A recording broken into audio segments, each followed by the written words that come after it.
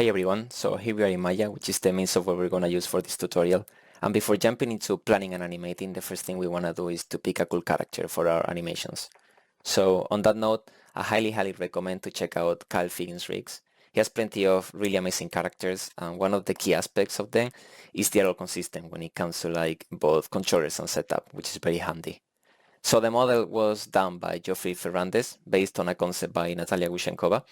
And once we have our character chosen, in this case Blackthorn, we can go into Maya, where the first thing we always want to do is to reference the character in the scene.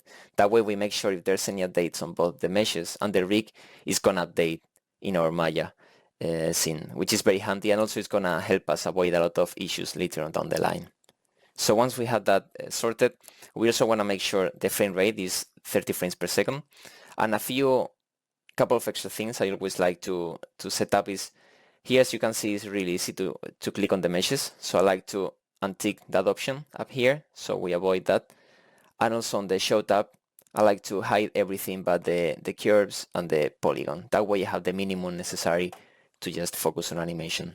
You can obviously show locators or other stuff if you are going to work with on the scene, but if not, in the meantime, with those two should be more than enough. And also, for example, this character has plenty of extra layers, armor plates, clothing pieces and stuff. So I like to set up my own layers.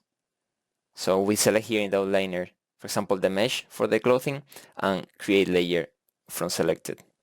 We can change the name to cloth, for example, and with just one click, we can hide and show those meshes, which is good as we can leave it as it is right now, so we can focus on the key poses, the mechanics and everything. And once, for example, we have our animation polished and at the state we like it, we can then show all the extra pieces and then focus, on layering that on top and give that extra texture to the animation. So once we have all this set up, we can start checking the rig.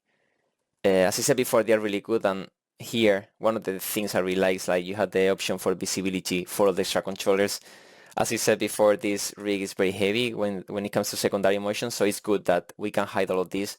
That way we don't get distracted, especially on the early stages of the animation process. So obviously the usual controllers, like the body control, the hips, IKFK for pretty much everything, which is handy. In this case, I like to animate the arms on FK, and one of the things that is set up by default and I really like is the wall space on both arms and also the head.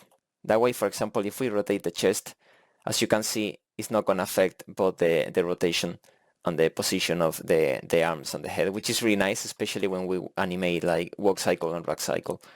So that's good. The chest, as I said before as well, you have IK and FK. In this case, I really like the IK setup in here, so I'm gonna leave it as it is.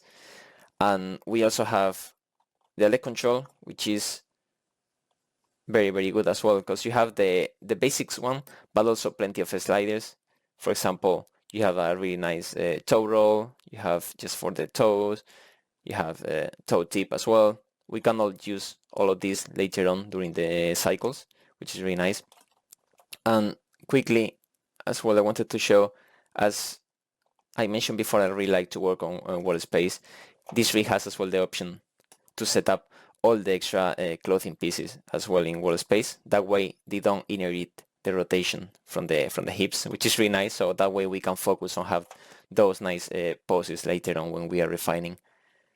So let's hide this so we don't gonna get distracted. And last but not least, the prop, which has a really cool option, which is the pinning here. That way we can like pin like to left hand, right hand, the hips, and it's good because it gives us like a constraint by default, so we don't need to worry on like creating locators, set up our own constraints and stuff. This way, for example, in this case, we attach to the right hand and it's gonna follow the wrist, which is really nice. And for both the walk and the run cycle, we're gonna leave it in the back, because that way we don't need to worry too much about the prop, but also it's gonna give us like a really nice silhouette.